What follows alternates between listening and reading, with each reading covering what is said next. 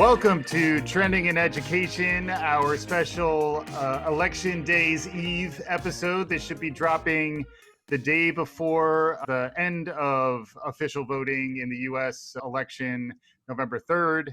We're being very timely today because we don't really know who's going to win and we don't know what the world's going to be like on the other side. So we figured we'd get this one out. And I wanted to get that out with some sage counsel from colleagues of mine. So we have Melissa Griffith. Welcome back to Trending in Education, Melissa. It's been a little while. Thank you for gracing us with your presence.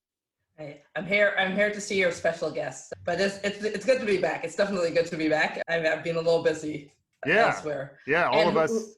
Yeah, please. Who knows the election? I'm trying to have my affairs in order before. That's good. That's good. That's good. Good practice. And then welcoming back to the show, Dr. Mark Sanders has been on the show several times in the past to talk about philosophy, civic engagement, how to engage undergrads, young people who are coming to college and help them understand how to navigate that difficult time. Mark's also gotten more involved in activating voter registration and some other topics that we're going to talk about on the show. Mark also is a loyal listener to Trending in Education and is an active Twitter enthusiast, not just about Trending in Education, also about other things you could follow on Twitter. Mark, welcome back to Trending in Education. Thanks, Mike. It's good to be here with you and Melissa. I was thinking maybe we could talk about some Kaplan warlord stuff, but that's a different episode, I think. Yeah, the score lords. We were the warriors, and then we were the score lords. Yeah, but we knew each other then when we were playing basketball, and then we know each other now when we're more focused on podcasting. You can play podcasts longer than you can play basketball, so I think that might have been a good move. But yeah, Mark, so we wanted to bring you in just to get your perspective in general on the crazy year. As someone who our listeners may not be familiar with, I thought it might be good for you to introduce yourself and talk about what kind of got you to this point in your career. And then in particular, talk about what 2020 has been like leading up to a conversation about the election and about the role of educators. Yeah, I arrived at this point, and particularly in terms of engaging with student voters in an odd way, in the sense that when I was in college, I didn't vote, and I was, in fact, somewhat vocal about not voting. And I think context and times change things. You can talk about the electoral college and what vote you're in, and so on and so forth. But I just have come as a college professor to understand, I think, the importance of student engagement. Mm-hmm. And voting is a big part of that. It's not the only part. There's a lot of other things involved in that. So when I got to UNC Charlotte, I got involved in the community engagement aspect of education. And that's bigger than just in terms of student voting, but that was one of the subsets. What got me there was my general interest in bridging the divide between the academy and the outside world, the world which we are ensconced. Yep. And a lot of interesting things going on there. Community involved projects, experiential learning, very influenced by John Dewey for me in going into that area. And then within that, I became very involved in what's called the 49er Democracy Experience, which started back when Charlotte had the DNC a long time ago. And I've become increasingly involved in it. And it's a large organization. We try to involve students in various range and faculty administrators in engagement around student voting. The latest iteration of this has been, I've also become involved in an organization called the Faculty Network for Student Voting Rights. Also known as ByFacNet, I believe. ByFacNet for short, yes. Yeah. And that's an organization that's nationwide. It's for faculty to help them understand what they can be doing to engage and educate students on their voting rights, really. And so that I've just got involved in this past summer. And while we are really focused right now, laser focused on the 2020 election, it's important to keep in mind that the work of student engagement, of citizen engagement in general, continues beyond this particular election. Yeah. Yeah, and it's a crazy time to be, insert your age here, but it's also got to be a particularly crazy time to be 17 or 18-year-old who's just gotten to campus trying to figure out, hey, have they even gotten to campus? Are they even face-to-face? Are they in a dorm? Have their plans changed?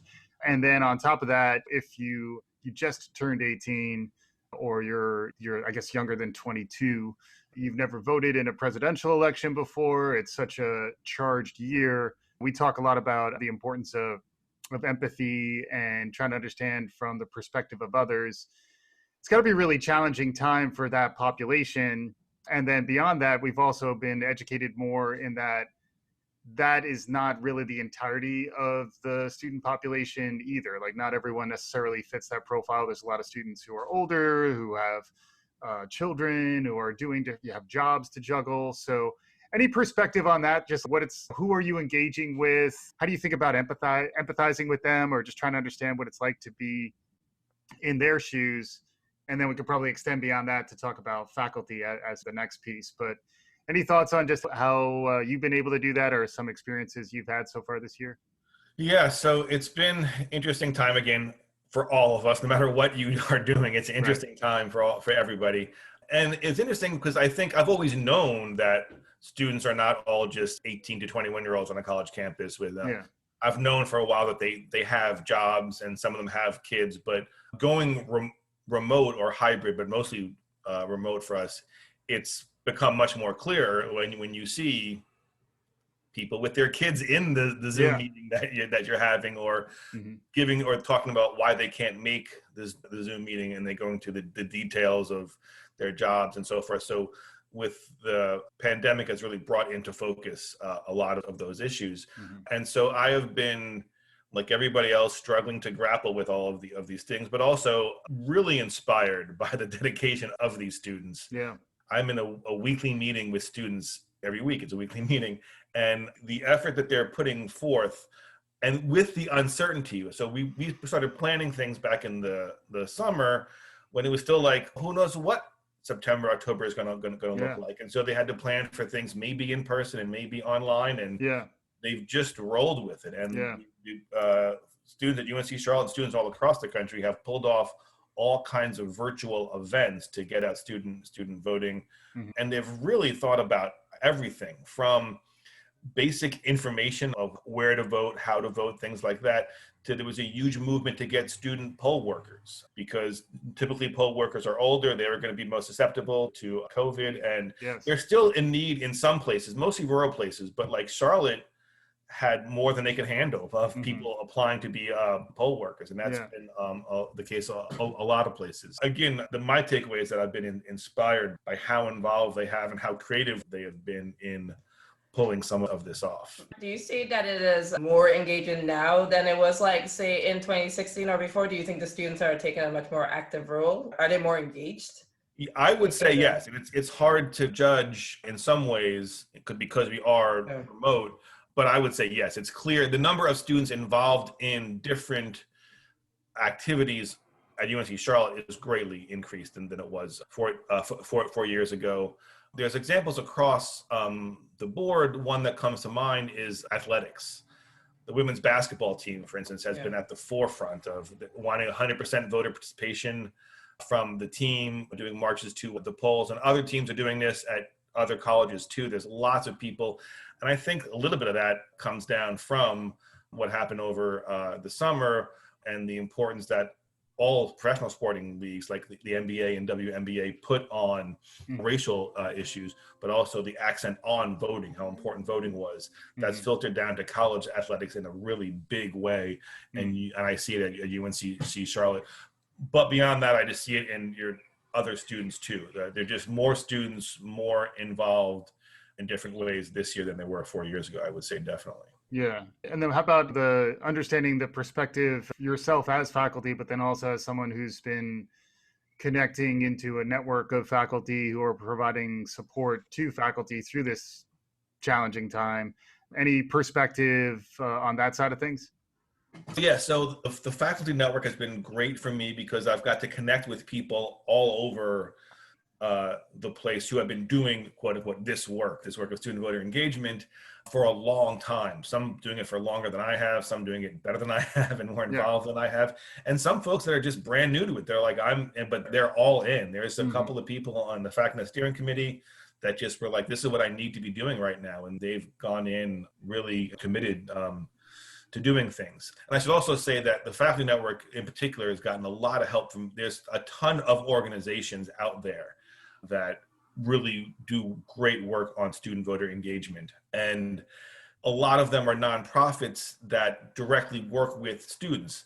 And they have been great to work with, but what Faculty Network is trying to do is trying to connect faculty to get involved and see what they can do. Mm-hmm. But the Andrew Goodman Foundation, All In, SEEP, Social Scholar Strategy Network, all these groups have been just invaluable in connecting people in different ways.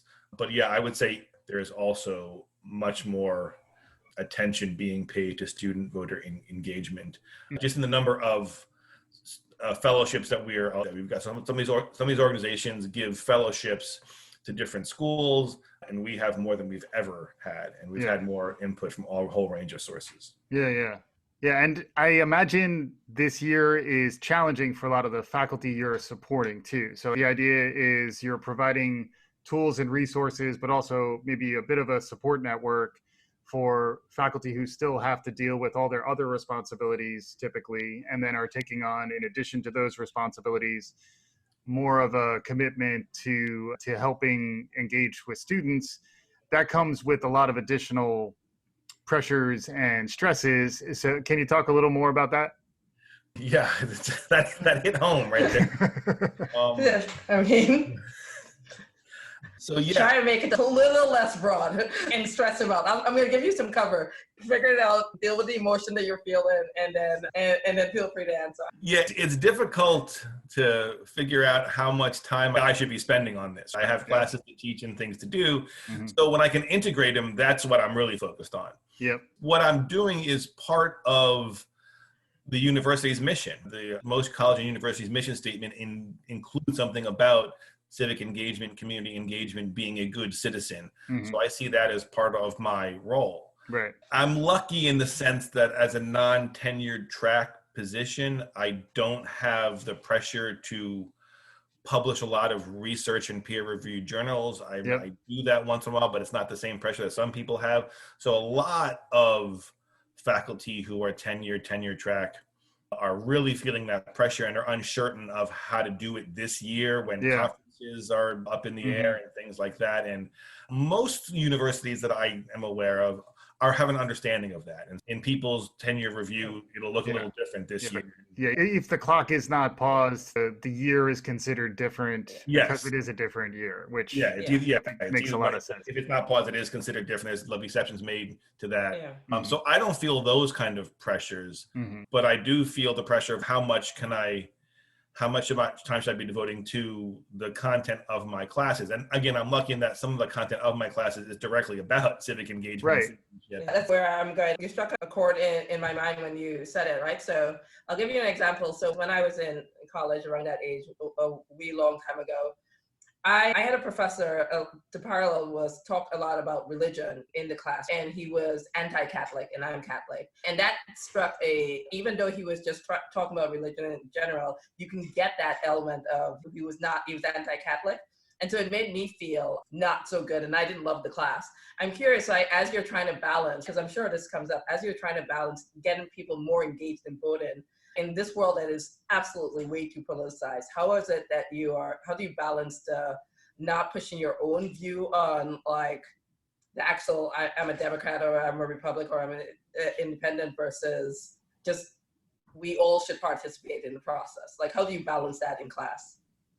Yeah, so again, I think that's what scares a lot of faculty, and it's difficult, but I think it's also not that difficult if people set certain parameters. So it's really striking that you would feel an anti-Catholic attitude from somebody. Like that strikes me as really. That was I went to college a long time ago. Long time ago. Right. No, but I'm saying I can understand somebody who is religious, who feels their religion under attack in a philosophy class where I'm talking about that's specific. But I try to talk about the idea that if you have a certain belief and it's a belief based on faith, then that's what it is, and that's different from arguing in a kind of logical analysis.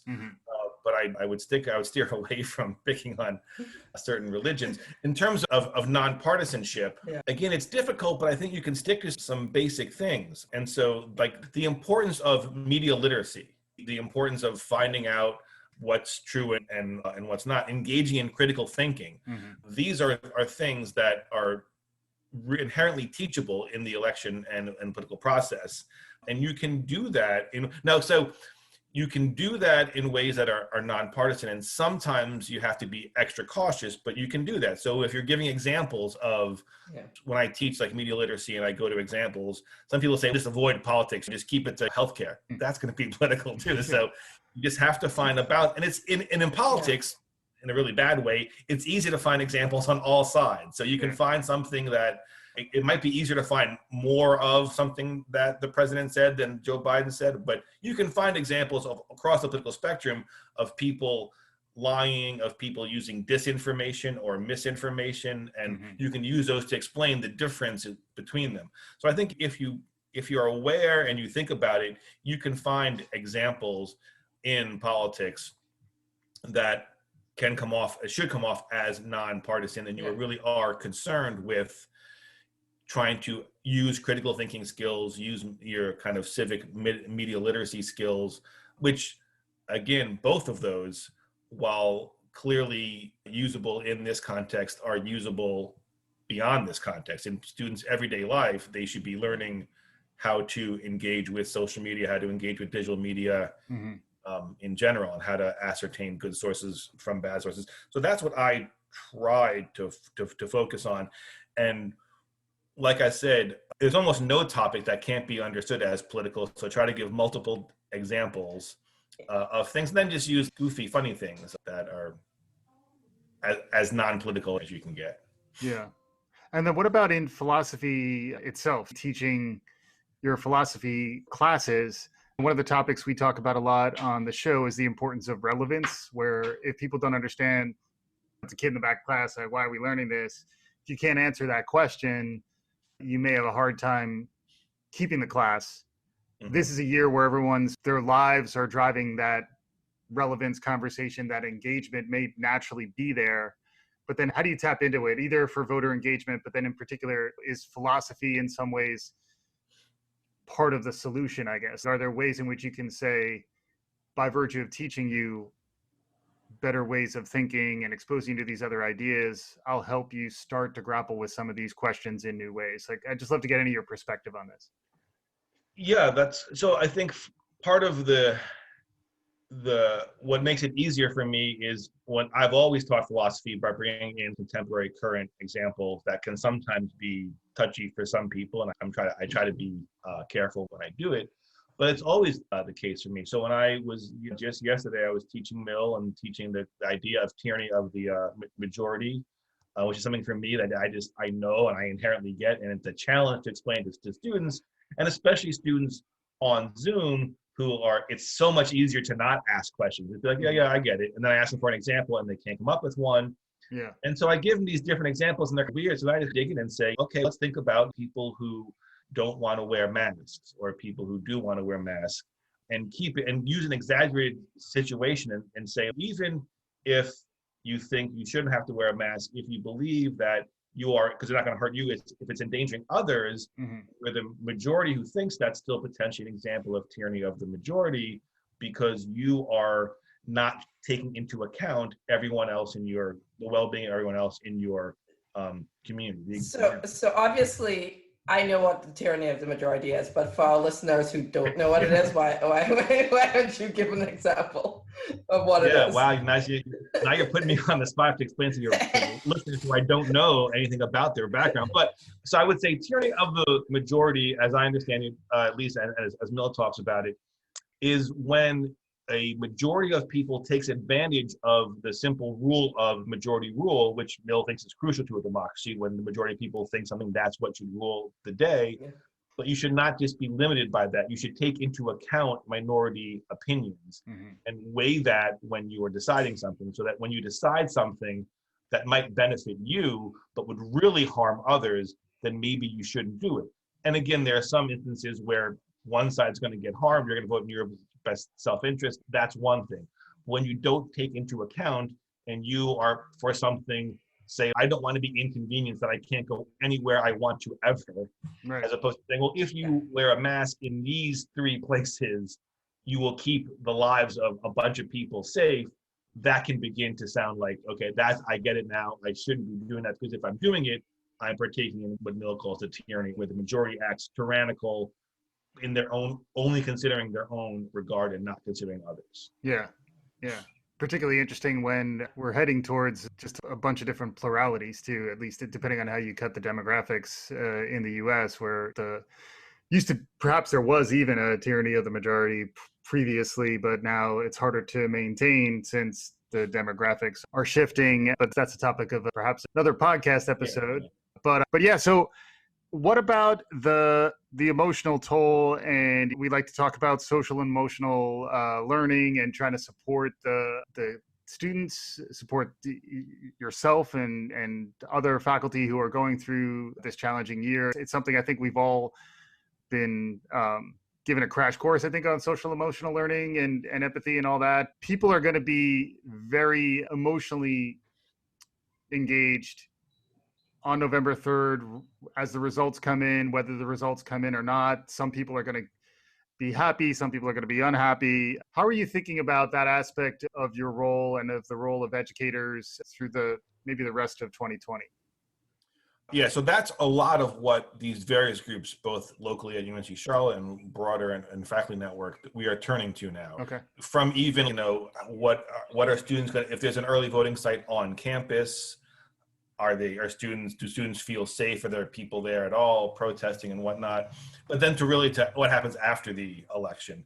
And there's a lot of work being done. And this is when, the faculty have to recognize, you don't have to be a political or democratic expert to care about student voting, but you have to know what your role is.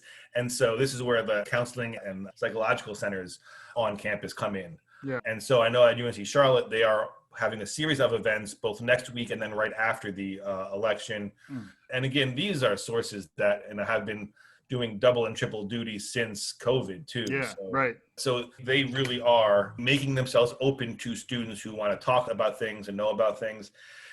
But then there's the role that as a faculty member, and again, not giving too much advice to how to do things, but to give faculties some kind of guidelines on how to help people, how to help students deal with it, how to help yourself deal with it. And for one thing, it's just acknowledge it. Don't come in the day after election day if you're having class and act like it's just another day, no matter what's happened. Take some time to acknowledge it in some way. And then again, just be cognizant. Don't assume that what your students are feeling or why that they're feeling that, and give them the space. And to me, that means if they don't want to come to class on the day after election, now that's okay to me. Now, administration might have something else to say about that, but there is some control on the faculty level about student absences on a day-to-day basis. Yep. So I think that's important. A bunch of guides that are being put out now. JMU, James Madison University, just put one out that just give faculty a few tips on what to look for and how to deal with various things. But again, I think for at UNC Charlotte, the counseling and psychological centers are really an invaluable source to help students who are dealing with a range of issues, how they feel on campus. Maybe they're living at home with family members who have very different political views. Yeah. So I think faculty at the minimum just need to be aware that this is happening and be able to talk to students a little bit about it and then point them to the right sources that can really help them if they're having issues. So Mike touched on this a little bit early on, right? There are a lot of students that are on your campus right now who may be first-time voters, and they're coming into politics at a time where we are extremely partisan. How do you prepare those students? My biggest worry, and maybe I'm projecting, I'm asking you how to prepare me as well. My biggest worry is no matter who wins, there's a not small group of people that we risk in disillusion. And that's what the last 4 years have done. It's pulled us even further apart, or maybe just exposed how far apart we are. And then I think that is a challenge in the United States right now. How do you start to raise the next generation to understand that differences are okay, and finding compromises is actually what the government should be built on and how we should be moving forward? Yeah, that's no easy task. And I think it's the task that is a long-term task to be done. So in the immediate aftermath, how do you have, and I think, so how do you have civil conversations about this? Because you don't want to say, oh, it's too polarized, it's too much, you can't talk about it. That's not going to work. At the same time, I want to say, I would be forgiving of people who don't feel civil the day or two after the election, potentially on various sides. But long-term, you should be introducing frameworks that try to get compromise some way, or how can you come together around certain ideas, right? What do you want a community where you feel safe? What does that look like for different people? Do you want a community where you can have your voice be heard? What does that look like? And so you try to find some kind of very general common ground and have conversations like that. And once again, there are lots of great groups out there. A lot of the student voting organizations that I've talked about have these things. Some of the broader ones too, Campus Compact, which is a national organization with state chapters, have a lot of tools for what they sometimes call deliberative dialogues, or sometimes they call civilly engaged dialogues. And there's a lot of folks out there doing that work. And they come in and give workshops, and there's material online that you can get. And so again, that will be more important than ever going forward after the election. So when the work to make the country less polarized than it is. Well, also, I would say, I think what one would hope for is some sort of moderate success, right? That there are going to be people that don't want to engage in that, and you have to be as accommodating as possible, but you don't need to accommodate people who are not accommodating. How tolerant do you have to be of intolerant people? You need to make the best effort that you can and go from there. Yeah. Yeah. So we're getting close to time. Also, I hear birds, which Is that? I think it's nice. Oh, I thought it was kind just of pleasant, me. but if people are hearing birds, it's nice. Yeah, exactly. No, those are just birds outside my window here in lovely Charlotte, North Carolina. Nice. They're expressing their interest in voting engagement too. Yeah, that's great. And then, Mark, I was wondering, just if folks are a little shook these days, I think we all are, do you have any recommendations or any perspectives that you could draw from philosophy? Like you were talking about John Stuart Mill, you were talking about John Dewey, but when you face some of these challenges on a personal level, are there particular thinkers that you refer to? Or are there any recommendations you have for our listeners as far as just helping to use some of the works of philosophers that are out there that might actually help us navigate these trying times? Oof, that's a tough one. I think there's individual philosophers that can help with specific aspects. In terms of philosophers that I think can help you cope with things the best, I would probably turn to the existentialists, at least for me. And I'm always taken by existentialists and other philosophers, other just intellectuals who wrote during the time of World War II in Europe, when things were really dismal for some people, and they found ways to find hope and so forth. So people like Camus in that time I find really inspiring today. I think Arendt and others too, I find inspiring in terms of coping with what's going on. And also I think I would look to them too. I think for Camus and his political philosophy in showing us ways in which to guide ourselves by being able to take principle stands, but doing it in a non-dogmatic way, in ways that we can lead ourselves to better days, no matter how bleak some things might look. It's always good to read Camus. Yeah. Do you have any concluding thoughts, Mark? I know it's a confusing time. I definitely appreciate you taking the time to be on the show and to share your perspective.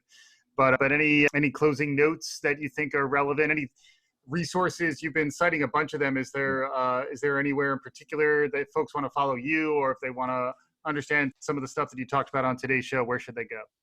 So yeah, you can follow me at citizen_Sanders on Twitter. As you mentioned, I'm on there a lot. And unlike a lot of folks, I actually find really good conversations there. I think if you curate it correctly, you can really have good conversations. Yeah, philosophy Twitter, hip hop Twitter, and sports Twitter are all pretty comfortable zones to be operating in. I've seen you in all three. Yes. And so, listeners can, reach out to me if they have questions or more of these things. I'd also direct them to the faculty network. The website is facultyforvotingrights.org. Okay. We have a resources page there that connects you to all of these things. So if you're a faculty member, if you're a student, or even if you're not, but you're interested in some of these kind of civil discourses or things like that, a lot of great resources on that webpage. And if you're a faculty member, I welcome you to join us. It's very easy to join the faculty network. Yeah. Because whatever happens, we need to continue this kind of work of realizing how important it is to engage students in this process. And we as faculty members, it's one more way to help us relate to students, to put us in their perspective. What do they need at this time? That'll help us teach them better. That'll help us understand them as full human beings better. Yeah, and you wind up modeling for them how to be the citizens. In a best case scenario, you're modeling that behavior for them, which is great. Any concluding thoughts, so Mark, as folks are listening to this right around election day, maybe a day or two after? I know, who was it? I think Dan Rather used to always sign off with courage. If you have some words of wisdom, words of advice, or parting shots. So I would just say courage is a good one. It's very much a good one. But I'd also just say this will come out on the day before election day. And if you haven't already voted, vote. And I would say vote and stay engaged. Don't just vote and be done with it. Vote and stay engaged. And lastly, which is as important, I think, take care of yourself. Definitely vote and stay engaged, but it's okay to take breaks once in a while, but don't give up. Vote and stay engaged and take care of yourself. Yeah. Great advice. And keep listening. We're planning to continue to release podcasts. So thank you for sticking with us to this point. And we got plenty on tap. It'll be an interesting discourse. I think it's just going to be more of an active engagement moving forward. And we're trying to watch trends. We're not really sure what we're going to see next. So we just play with our head up, keep our eyes open. Melissa, thank you for joining us yet again on Trending in Education. Always a pleasure to have you. And Dr. Mark Sanders, thanks for your work, Citizen Sanders. We appreciate it. And thanks as always to our listeners for listening.